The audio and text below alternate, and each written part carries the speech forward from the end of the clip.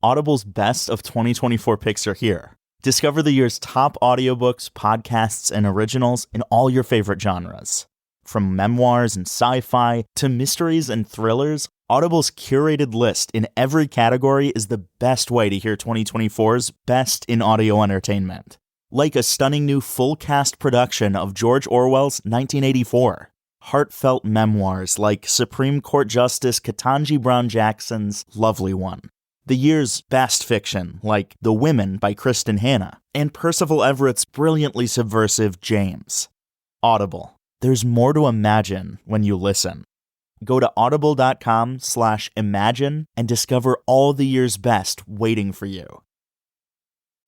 Today, the LGBTQ+ community is at a crossroads, with our loved ones and hard-won rights increasingly under attack. For decades, the Human Rights Campaign has been at the forefront of the fight for equality in the face of discrimination and harassment. With the support of people like you, HRC fights for a world where lesbian, gay, bisexual, transgender, and queer people can live openly and thrive, free from fear. If you're ready to support the fight for equality, to donate today, visit hrc.org/give. That's hrc.org/GIVE. Edit audio. I learned to drive at 11 when my dad, spur of the moment, bought me a dirt bike. 11-year-old Robin could always be found zipping around the neighborhood at 40 miles an hour at like 7 a.m. I'm sure my neighbors just loved me. By 12, I asked my mom if I could drive the car, and she was all, "Sure, why not?" And she sat in the passenger seat, just looking out the window and smoking, as my tiny self drove through all the back roads of our upstate New York town. At 13, my friend Dale and I decided to take his dad's motorcycle joyriding while his parents were at work. The third day in a row, we stole the motorcycle. We went out on an extended ride, like we were pushing our luck. And by the time we pulled back in the driveway, his mom was standing by the garage, arms crossed, like livid. Needless to say, I ran home and Dale and I never hung out again. So I look back on all these things and I'm like, holy shit. Each one of these scenarios, they could have gone sideways in about 100 different directions. But what would it be like to face those fears today? Well, here's what I say. Ask me in 18 months when I have to teach my daughter to drive. Help.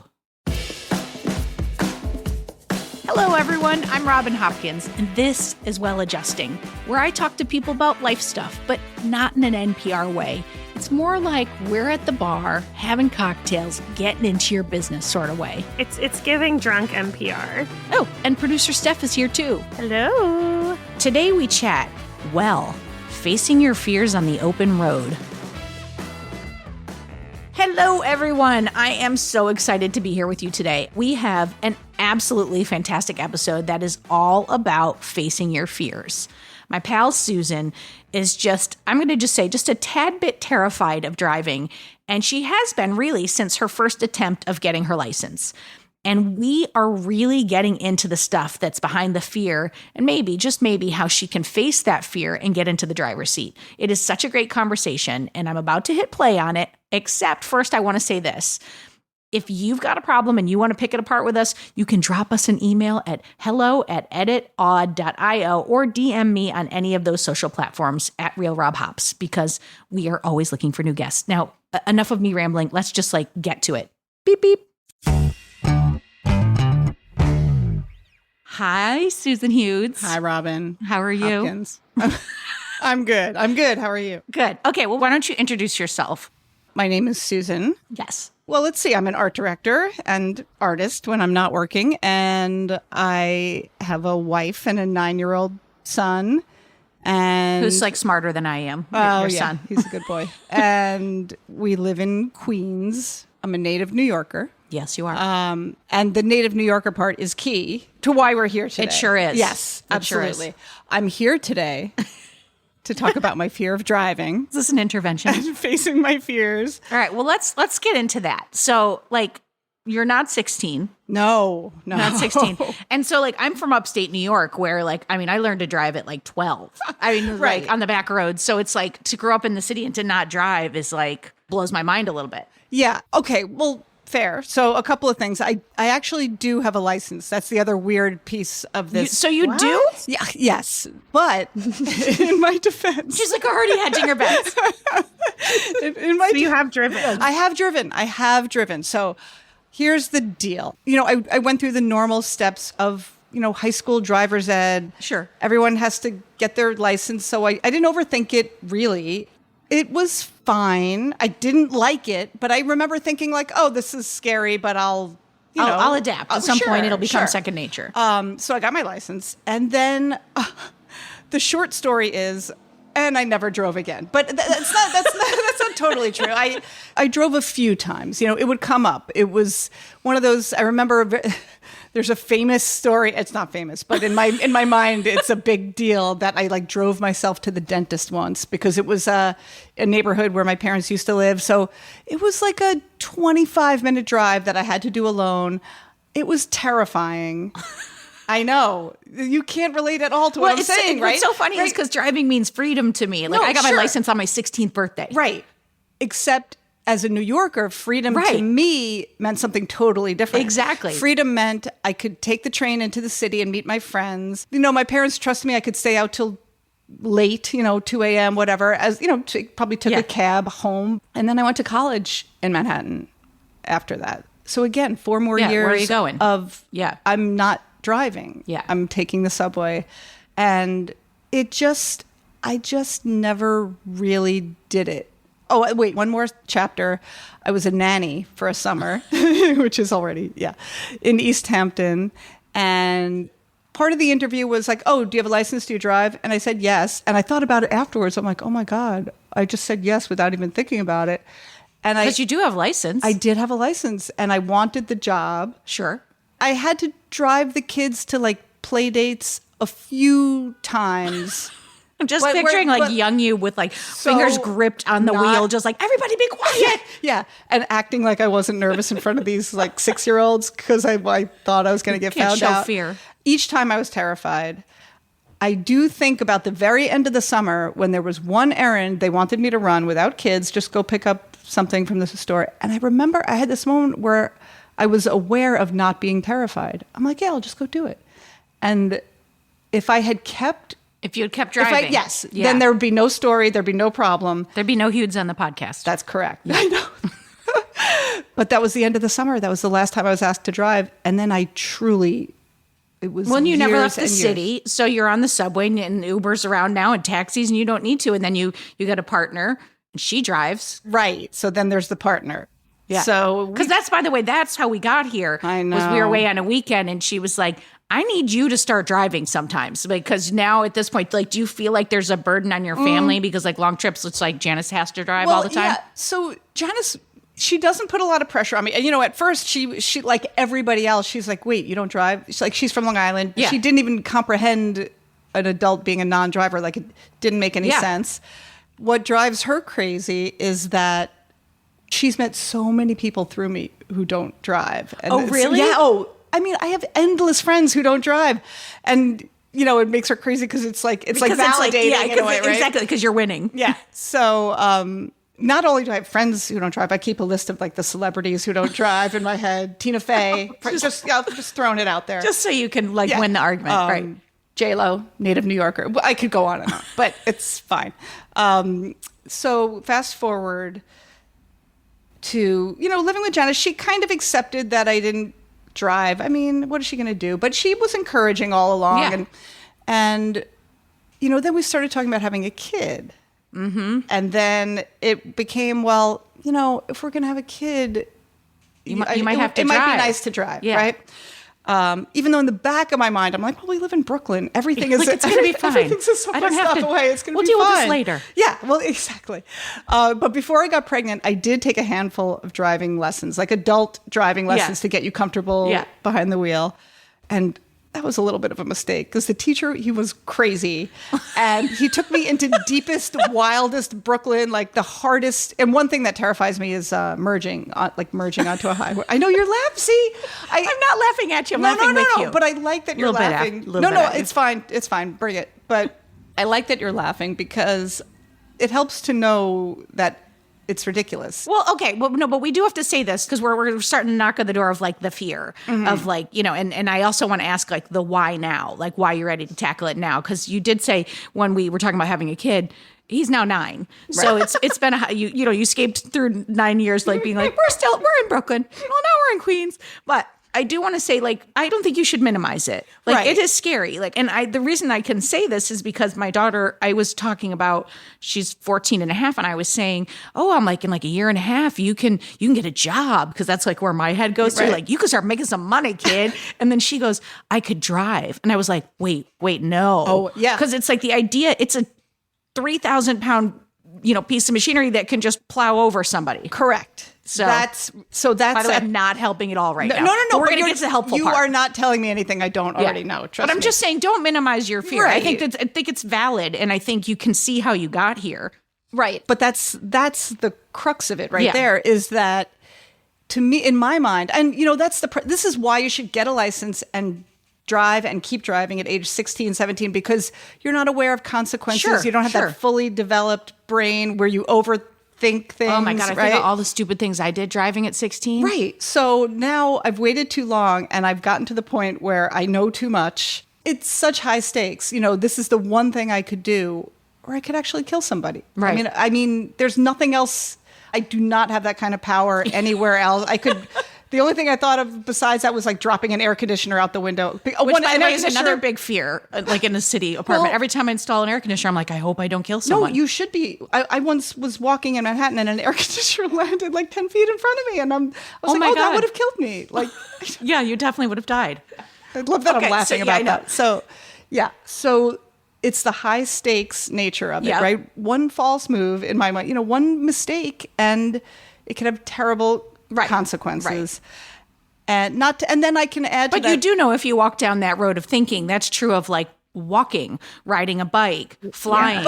But not quite. She's like, well. hang on. Flying, I'm not in control of the flying, right? Oh, so it'd be the guilt of if you were the one who did it? Sure. Yeah.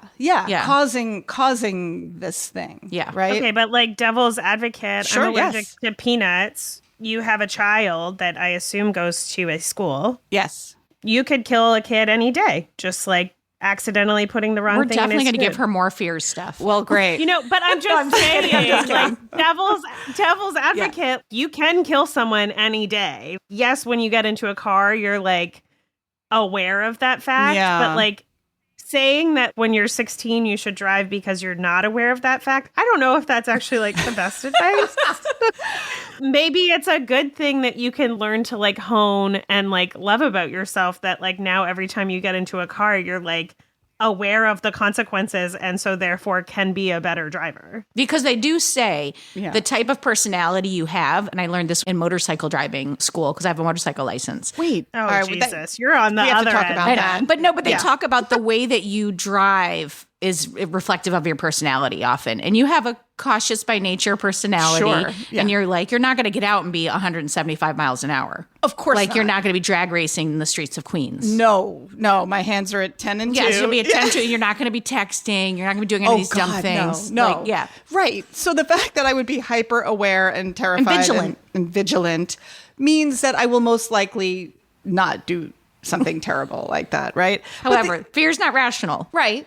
But I can layer that on. Like I'm not great at quick decisions, you know? Like This is true. all driving is quick decisions. Like Yeah, but you know what though? Driving, you don't have time to debate it. Like you and my wife Mary are very similar in that like you're gonna like think things through and you might take you a minute to get to what you want or what you don't want. When you're driving, you don't have time to do all that. So your instincts take over. right. No, that's true. And it's like you don't have any faith in yourself. Well, you know, I know this is one of those things that to get over the fear of doing it is just to do it, right? Yes. Yes. But here's, and I have thought about this. This is another thing where the practicing of driving has to take place in a real world scenario. Well, and that's my surprise for you is I have a place that's not a real world scenario and I'm going to propose, but we're going to talk about that later. I'm going to propose that we do a driving lesson, but I'm going to give you time to marinate on that. No. Oh, okay. But I want to ask you, before we get in too deep down into the whys and the hows and the fixing, like why now? Why are you going to tackle this now? Yeah. So Okay, remember my plan. Remember the Brooklyn plan of having a kid and always being near a subway and it's fine and, there's lifts and whatever. So the problem is we moved to Queens, right. The place of my birth. And what I didn't count on is, now my son's in Little League, right. And his school is not near where we live. So I've ended up having to bring him and pick him up from all these things that are not on a subway grid, right. So I'm spending a fortune in lifts and, for these easy drives. And even for me, I'm like, in the back of my mind, I'm like, I could probably maybe do this. Maybe, and I know that I just need the confidence to. So, right. So yeah, the fact that it's happening all the time, it's not just once in a while. Oh, if I just needed to pick him up in a lift, I could. Sure. It's kind of happening a lot. I'm spending a lot of money. Yep. And I look around at all the people who drive, and I'm like, well, You're like, that guy can drive. I can do it. They can't all be geniuses, right? No, they're not. And now my niece on Long Island is driving, being, shamed by she's nieces. like a little baby, and like I changed your diaper, and you're driving now. So it's always been on my mind. Yeah. It's always been a thing I would like to be able to do. Yeah. I was talking to a friend of mine. Like I said, I have many friends who don't drive. J-Lo. I was talking to a friend of mine in the neighborhood, another mom who doesn't drive.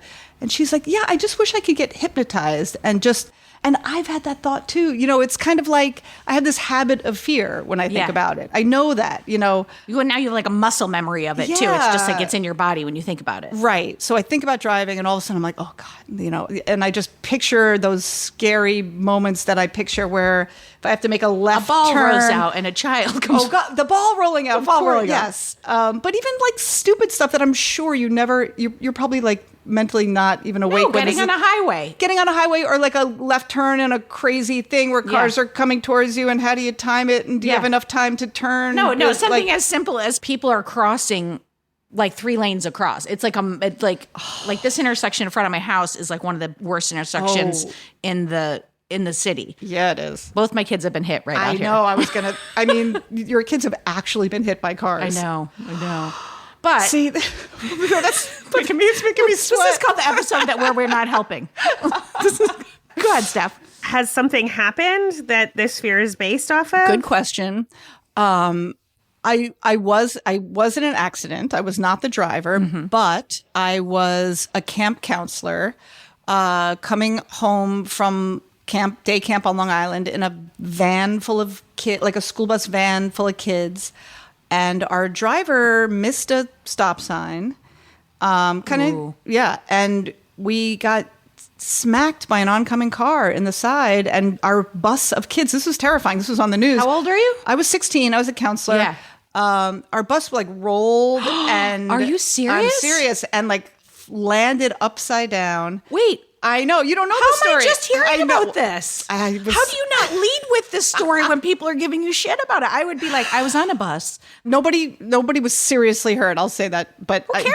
But it was traumatizing. traumatizing. There were kids hanging from the ceiling by their seatbelts, bloody kids like screaming my name. And I was like taking kids down off the ceiling and putting them on people's lawns and running back for more kids. God. And I was the only one not wearing a seatbelt because I was the one who, like, every time we pulled up to a house, I would take them by the hand and bring them to the front door. Did you fly all over? I rolled around and got banged up a bunch, but I wasn't seriously injured either, amazingly. Oh my God. I just had a painful neck for a week and some bruises on my arm, but okay. Yeah. Okay. I feel like you're just glossing over this. That could create a little trauma. Sure.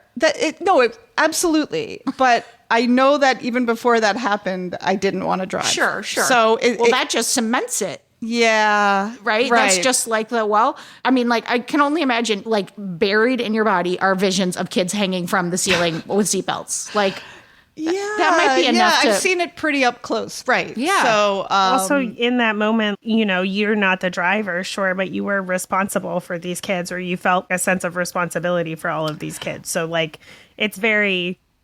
to me, I got full body chills when you said that, because I feel like for you being in a place where you're trying to take care of all these kids and feeling responsible and like having to ignore your own pain and whatever to like make sure they're safe, and like I don't know. If that happened to me every time I got in a car, I would think of that. for a long time. Yeah. I don't want to minimize that at all. That's Thank like you. a Yeah, horrible yeah. thing No, to that go was through. I can still call up the smack, that moment of impact, because nothing has ever been harder or louder or crazy, Yeah. Yeah. So that was that's a big deal. All right. So and then if you add in the fact that you're part of the reason you're doing this, or the main reason you're doing this, is to shuttle your kid around. So the stakes are high. Yes. Yes. Precious cargo. Yeah. Indeed. Yeah.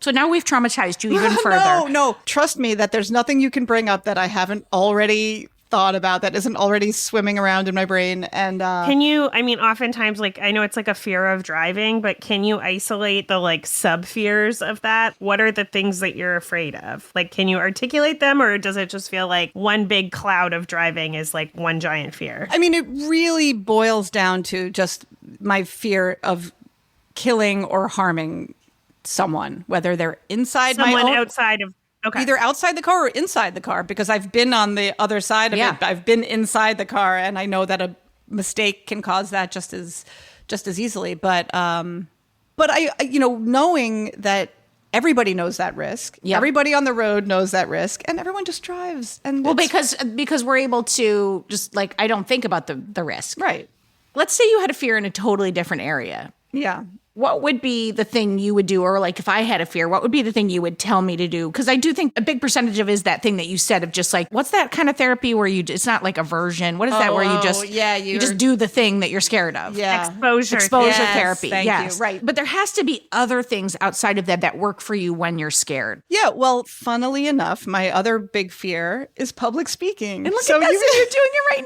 now. I'm going to bring all your fears to the front. It's great. It's so fun to be friends with Robin. But with public speaking, which I have to do sometimes for my job, there's beta blockers. I take beta blockers, which block adrenaline. And Is that like a one-off sort of thing, or that's like a regular all the time kind of thing?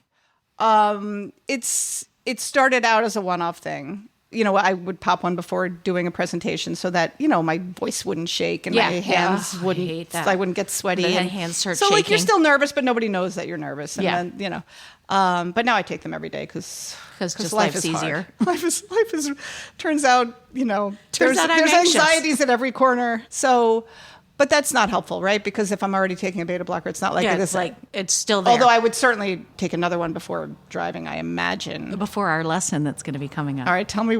We're going to do a lesson. I've got it. I'm actually okay with that. okay. I don't know if you thought this was going to be a big, scary no. reveal. I am okay with the idea of a lesson. If there's someone else in the car with me, kind of talking me through it. I'll tell you what, we'll be using your car, though. Not mine. Just kidding. It's new. That's really funny. I do want to say, and I don't know if this is helpful or, again, adding to it, but I have anxiety. I have anxieties about driving, whatever, but I like to drive. Wait, you have anxieties about driving, but you still like to do it? This is interesting to me. I took a really long time. I also had some major trauma. I had a friend die very young, when I was in high school driving. And then the next year, a friend of a friend died, also driving. And I was like, I'm okay. I also partied a lot when I was in high school. And so I was like, well, if I drink at all, I'm not getting near a car, or if anyone drinks at all, I'm not getting near a car. So I was really opposed to getting my license. I had done my written test, but I as soon as that happened, stopped taking my driving classes or whatever. And I'm also Canadian. So I think it's later in life. You can only start at 16. Mm-hmm. So that happened. And then years later, this is going to sound ridiculous to you, but I got my license because I decided that I wanted to move to the Yukon, which is up by Alaska. And the way I wanted to get there was to drive. So I lived on the east coast of Canada. I drove across the whole country and then all the way up north. It took multiple days. And I was like, well, I can do that. And that was how I decided I needed my license, because I needed a full license. We need to take your driver's lesson to California. We're going to just get in your brand new car and we're going to put 3,000 miles on it. And then we'll end up at Disney. Oh, that sounds great. Yeah. I mean, I don't recommend it, but all I will say is that there's a certain amount of anxiety that I think is healthy to have. Yes. You know, like anxiety is the thing that keeps you from walking out into traffic without looking both ways. Right. Like it's healthy to have some sort of anxiety about driving. I think the more you do it, the less it gets. But I also think, and Robin will probably relate to this, now my anxiety is less about my own control of the car and what I'm going to do to other people. But like, there's a part of driving where you have to trust the world around you to some extent, or trust yourself to get out of the situation because... Well, that's defensive driving, right? That's the whole strategy for that. There's a bajillion people. Not everyone is a great driver. Like, we all know that. No. So, like, I mean, I hope that this sounds hopeful in a way that there's, like, a healthy amount of anxiety that is always present for anyone that's driving. Whether it's an anxiety about what you're going to do or what the world around you is doing, you have to suspend some faith in the, like, ecosystem of people driving in order to drive. Yes, I get that. I think that's right. And I think, I know that everyone else on the road is not trying to get into an accident. Like, I've got my own decisions to make behind the wheel, right? But if I'm doing something dumb, hopefully there's someone else who is going to help me to avoid a collision or whatever. Yes. Well, Right? yes. And I want to say two things. One, I want to say, like, to add on to Steph's point, I think that we are under the mistaken idea that if you're scared of something, it equals bad. Like, there's this underlying thing of just like, I'm scared, it's bad. Fear is actually a good thing. It means you're up to something. It means that you're challenging yourself. It means you're like living a bigger life. It means, I mean, yes, like what Steph said is true. The things are there to protect you. Yeah. But maybe it's like you're going to be a heightened awareness. Yeah. Like there's some reframing that I think you can do that's like, I'm scared and that's okay. Right. Versus I'm scared and that means I should not do it. Right. Be scared and do it in spite of the fear. Yeah, no, I mean, absolutely. And in you saying this just now, you know what it reminded me of? I don't know if you remember this, but years ago when we were talking about having a kid, you were one of my friends who did it first, you know? Yeah. And I was calling you with like Looney Tunes questions at certain points. You're finally like, Hughes, this is me grabbing you by the collar and telling you to stop being so scared. And just, because I was coming up with a new fear every day. Like, okay, so what if... I mean, I don't even know because I was so scared to have a kid, and you gave me a good talking to. You're good at this, I remember. But that's the thing. Like, you can do this in spite of it. And then I also want to say, like, there's another reframe that I think would be really helpful for you, which is all the things you're saying are true. Right. It is dangerous. There are, lives at stake. There are bad drivers. It is scary to drive in New York City. Yeah. So there are scary things. But I think the reframe of that is then you become your goal. Like, I think about like when I start to focus on, like, let's say I'm playing tennis and I start to focus on, oh my God, I can't fucking lose to Elise Tab, right? Guess who gets worse? Me. Right. But when I stop and I breathe and I take breaths and I go, okay, I just want to focus on my toss. And when I focus on that thing, I'm out of it and I play better. And so, like, I would tell you to just focus on defensive driving.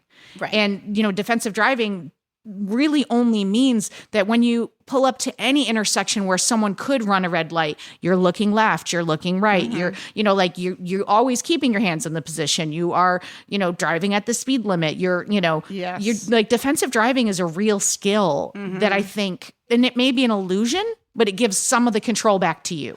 No, that all makes sense. Because if you sit around in the car and focus on, I could possibly kill someone, this is going to be you with your hand shaking, trying to start the ignition, if anybody actually had keys anymore.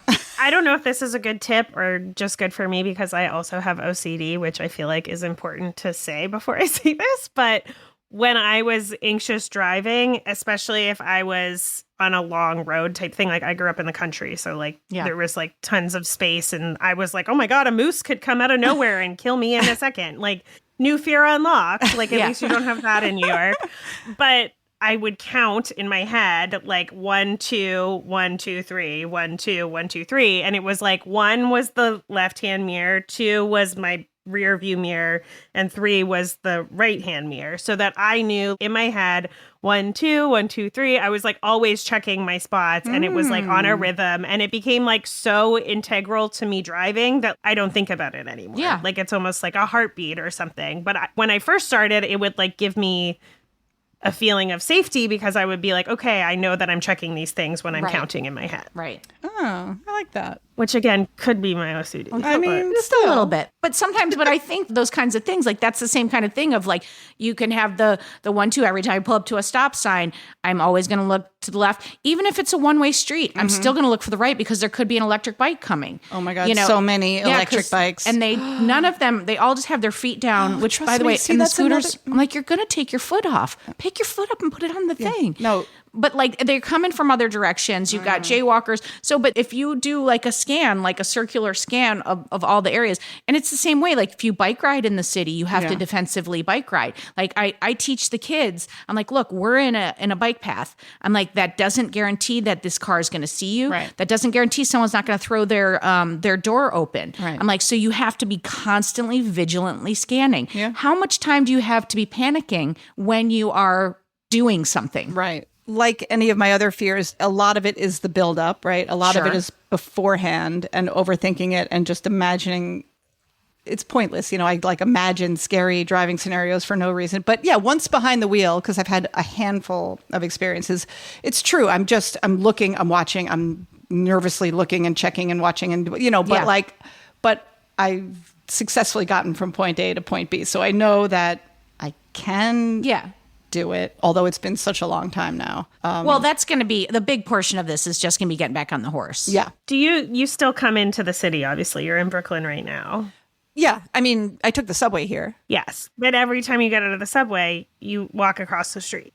Oh, yes, I do. And you face the electric bikes and the cars. You might walk across the street at the intersection, but I would stand to guess that you also occasionally jaywalk. I do. I mean, you are a New Yorker. It's true. And when you do, you look both ways, even though it's a one-way street. Yes, I do. Because you're trying to protect yourself and other people. Yes. So you have all the habits already. Oh, this is okay. I was like, where's it going? Yeah, you have all that. Yeah. You have all the good habits already. Sure. I think there's just a massive reframe that needs to happen. I think so. Think of all the times you've been in a car and nothing has ever happened. Right. There's that one time. Right. And it was significant. I don't mean to downplay it, but you've been in the car probably hundreds of thousands of times since then and nothing. So the odds. It's true. And it's funny. I'm fine with putting my life in the hands of whatever random Uber driver is picking me up. They're probably way worse drivers than you would ever be. Yeah. And you get right in that car with them like, boop, ba-doop, ba-doo-doo. I know.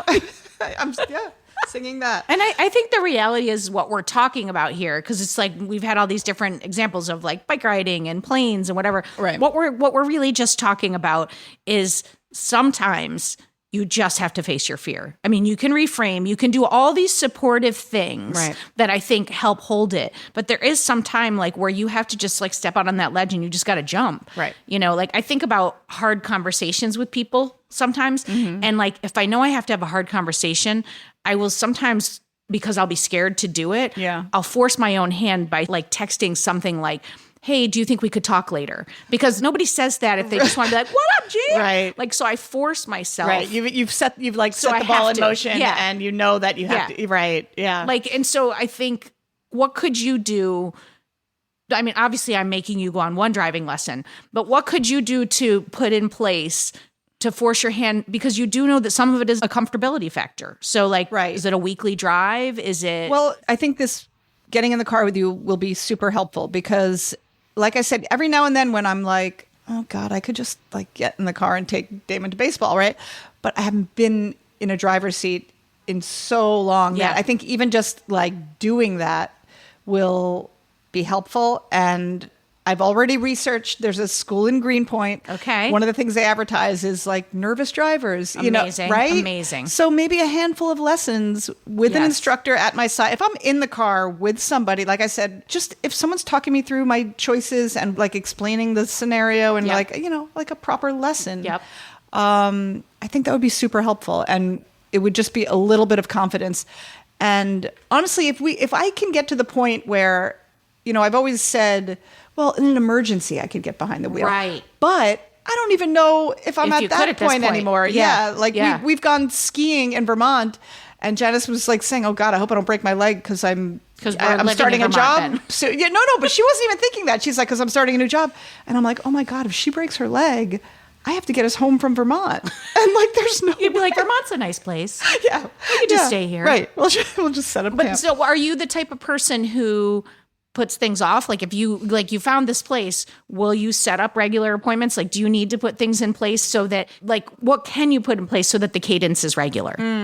Well, I have the vaguest of timelines in my head because when I knew I was going to talk to you, I was like, all right, I'll do that first. Right. Okay. And then, I feel like I'm going to pay for an amount of lessons. I think like that's my way. Because then you'll have to take right. that. I've put the money down. I'm buying 5 lessons, say, or whatever, and then let's see how that goes, and then I can buy 5 more if I'm not feeling like that was enough. And, Okay. Yeah. So what's the goal? I would because we're going to do our driver lesson like ASAP. Okay. It's going to be the next like week or 2. Oh yeah. All right. Scary. I think if we talk again in October, November, I would love to have been at a point where I've taken some lessons and feel a little bit more confidence. I can't promise that I will have been driving solo by then. Okay. It would be like nice. that you're saying you can't promise. It's like, this is for you, not for Robin. No, it's for Robin. I feel like it's for Robin. But I do think also when you said I want to be comfortable driving, also, what does does comfortable that mean to you? Like comfortable can be very layered. Yeah. Comfortable driving meaning I'm not dreading it the night before. Okay. Maybe you're only dreading the morning of. Maybe. Okay. Maybe. Or I'm sure I'll still be nervous, but at least maybe just being willing to do it would be a breakthrough. Yes. Right. I mean, I'm sure it'll be scary and nerve-wracking, but just the willingness to do it would be a huge and that's why I'm all about automating it a little bit. Like maybe by November, once a week you go get groceries, or once a week you go do a thing, so that every Tuesday you're going to be getting in the car come hell or high water. Do you want an accountability friend or someone to talk about anxiety with? I'm very well versed in anxiety training. No pressure, but I am scared of driving still sometimes. Okay. And love it. And I think, while this is, I think on the surface can feel like a lighter topic, I think you should be really proud of yourself. Hearing the part about the accident changed the entire conversation for me, because I was just that's really significant. Yeah. But even if you take that out, it shouldn't be minimized. It's a scary thing. Mm-hmm. It's, it's like people who have fears of going to the dentist. Whatever the fear is for you, it's very real. Right. It's very palpable. And I don't think that trying to minimize it ever helps. Right. It's like saying don't be nervous. It's that never ever works. Right. You're going to do great. Thank you. I appreciate that. And I'm going to, with your permission, perhaps bring a little recorder for our driving lesson. It's going to be great. I can't wait. It's going to be great. You have reached the well-adjusting expert of the day. All right, today we have got some expert of the day advice from none other than our editor extraordinaire, Maria. What I didn't know was that she too has suffered from real anxiety and fear around driving. Maria? Last year, I picked up driving lessons again after a break of 10 years. I'm generally an anxious person, and driving lessons made that so much worse. So here are a few things I learned to keep any extra stress at bay. I get low blood sugar easily, so to stop myself getting shaky halfway through a lesson, I always made sure to eat a meal or a healthy snack before. I also always took water with me to stay hydrated and alert, plus it's an excuse to pull over and have a pause and refreshment if you mess up. I made sure that I never had to do something important in the couple of hours after a lesson, so I could kind of come down from the adrenaline and not get unnecessarily stressed about something else. And one more thing which my lovely mum taught me. If I have a moment where I think I've messed up or I doubt myself, I take one hand off the wheel, if it's safe to do so, gently rub my leg and say, "You're doing really well, Maria. You're doing really well." It sounds so silly and superficial, but it's genuinely soothing. And hey, I recently passed my test with 0 faults, and I'm becoming a more confident driver every day. So I'm sure you are all wondering, did Susan actually really meet me for a driving lesson? Did she fake a hernia? Did she cancel? Did she change her number so I couldn't contact her? Well, take a listen.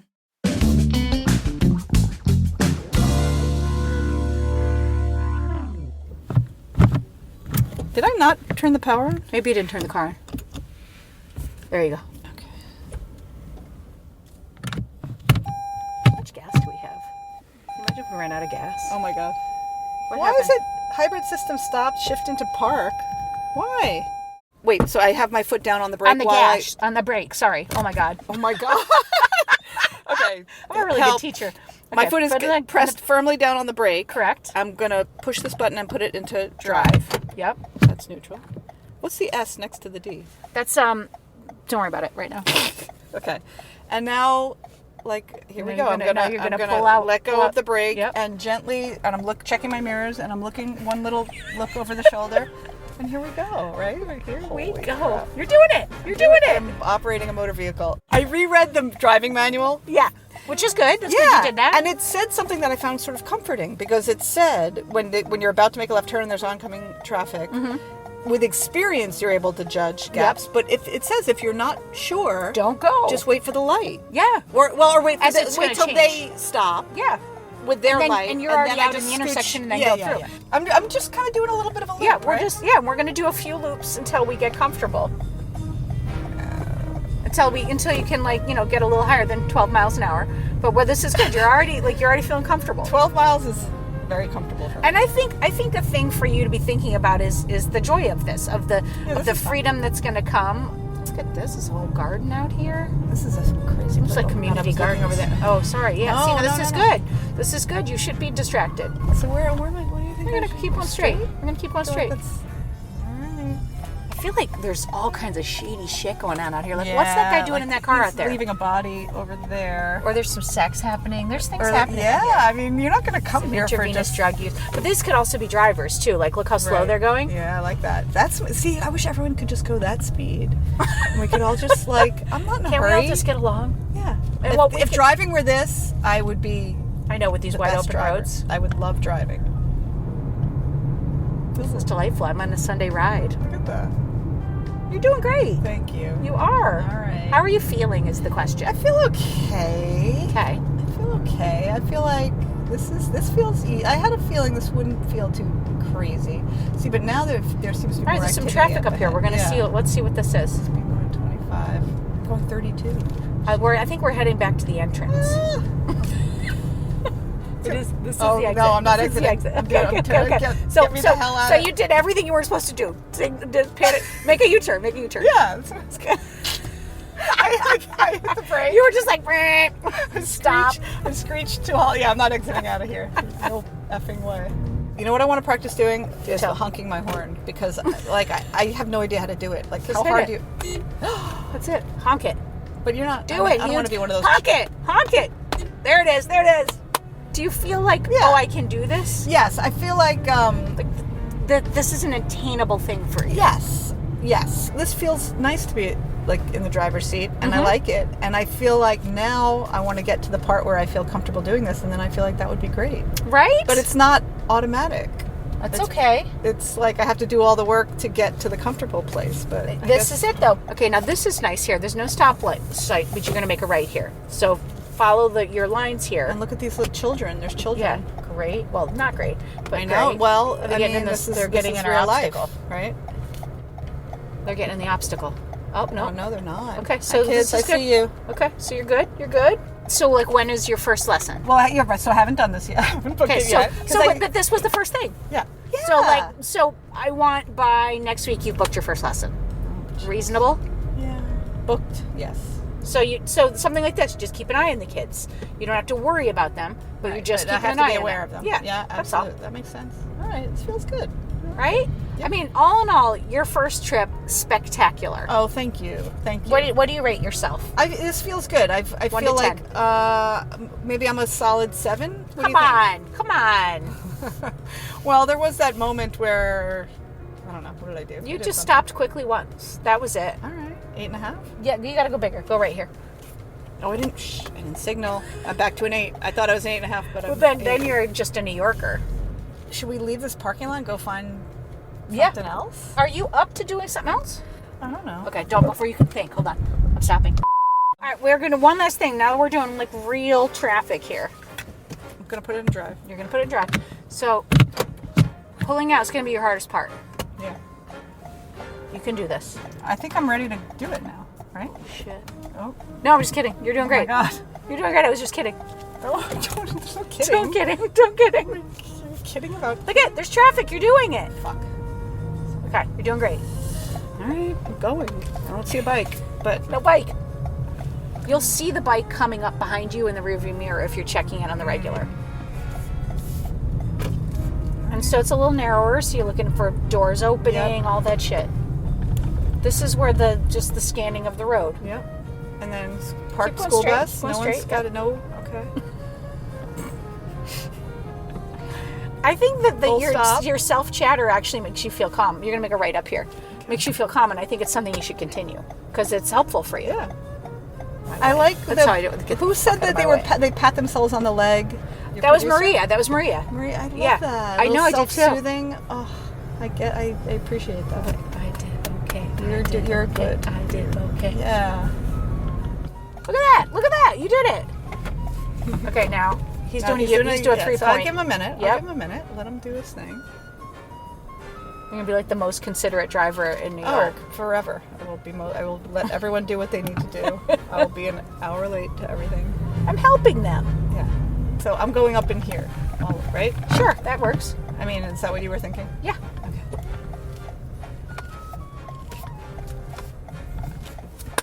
Yay! End of lesson. You did it. Thank you. And scene. Whew, what an incredible episode.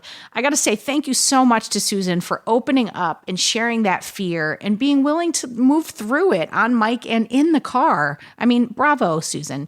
And thank you to Maria for her lived experience tips for putting yourself back in the driver's seat.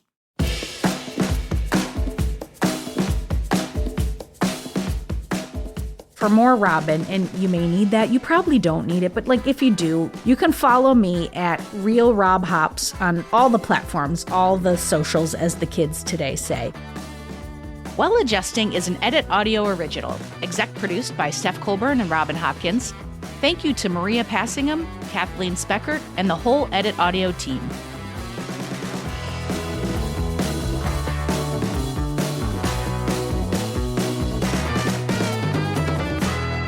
Oh, hey, before you take out those AirPods, this show is just for entertainment. If you are in need of help, please, please, please reach out to a professional. Go ahead and get that help. You deserve it.